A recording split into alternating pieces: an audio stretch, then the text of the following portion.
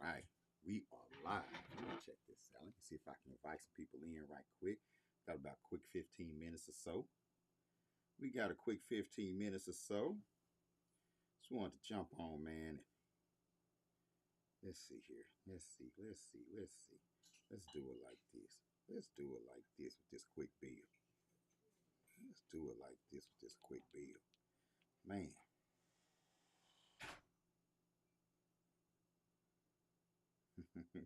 Let's do it like this. Peace and power, y'all.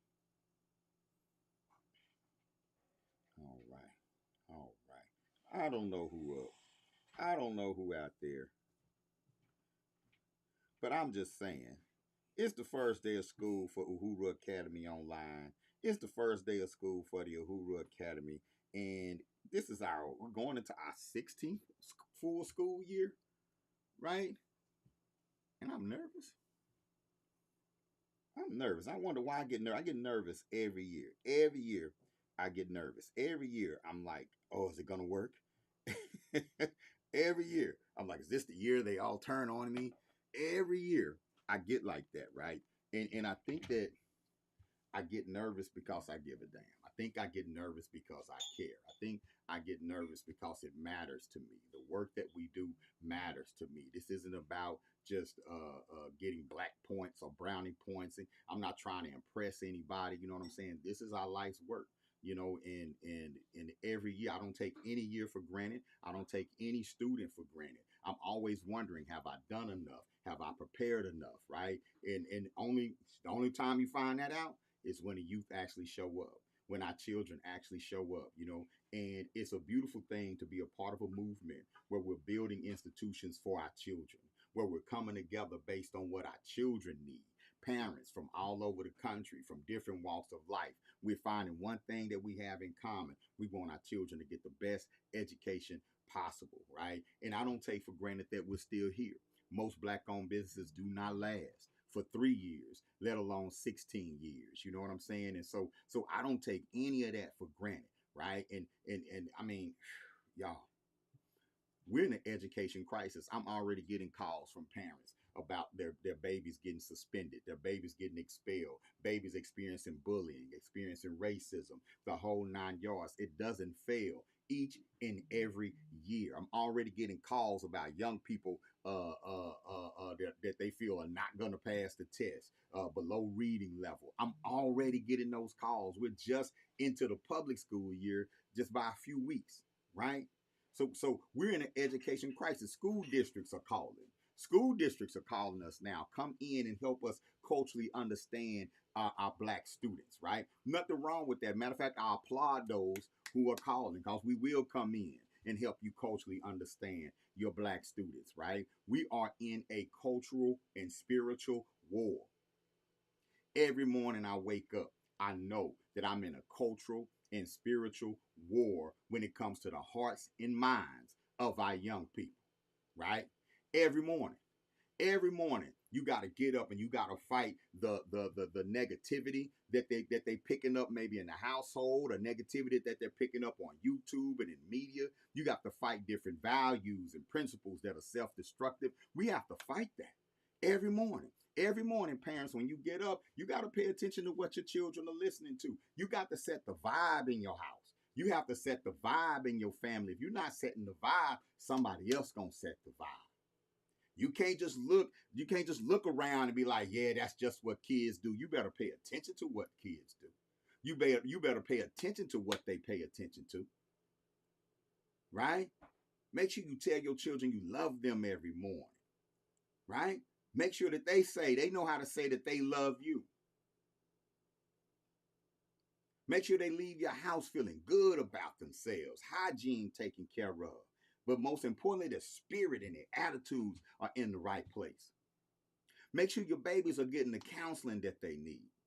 Don't think that if your child has gone through something or witnessed something they shouldn't witness, don't assume that they're not traumatized by that. Don't assume that they don't need to talk to anybody about that. And get out. I know as parents, sometimes we get in our ego and we just don't want things to be our fault. So we pretend like the problem ain't there. Don't do that.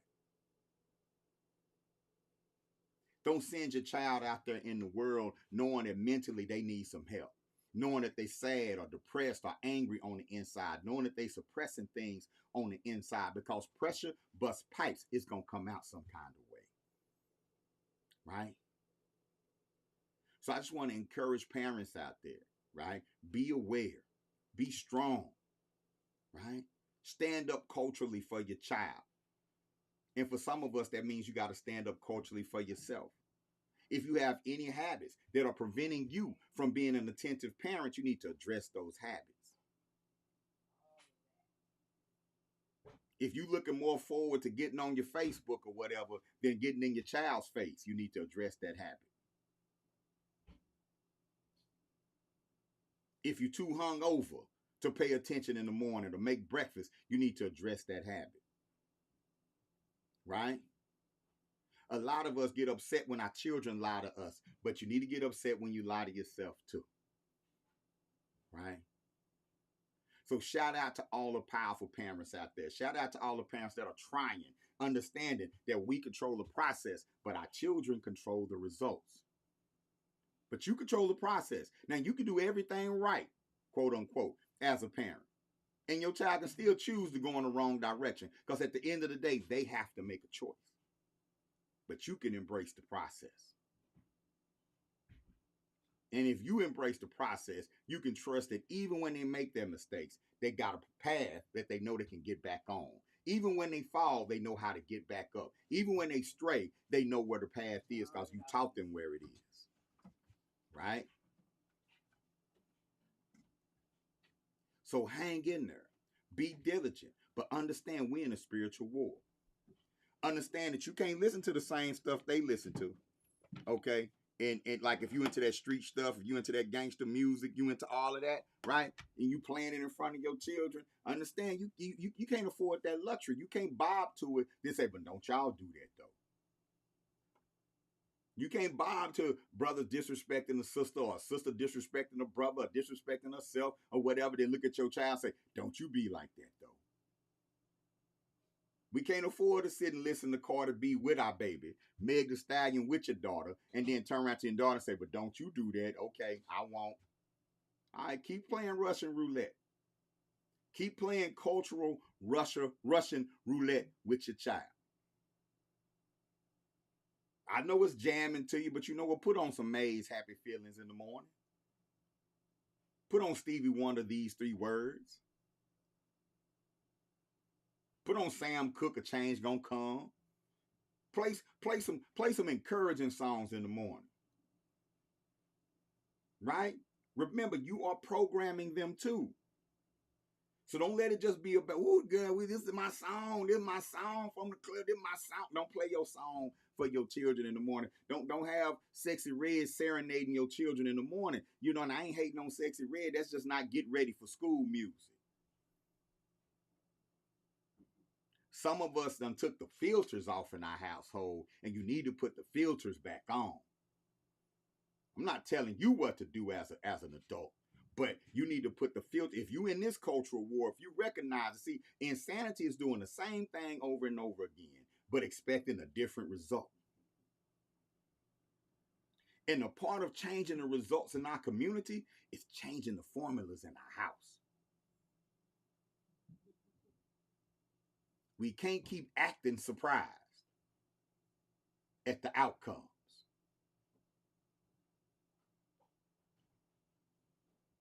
Because no matter how you try to suppress it, no matter how much you try to blend in with it, no matter how much you try to act like it don't impact you, when somebody close to you get hurt, it still hurt, don't it? If somebody close to you get killed, that stuff still hurt, don't it?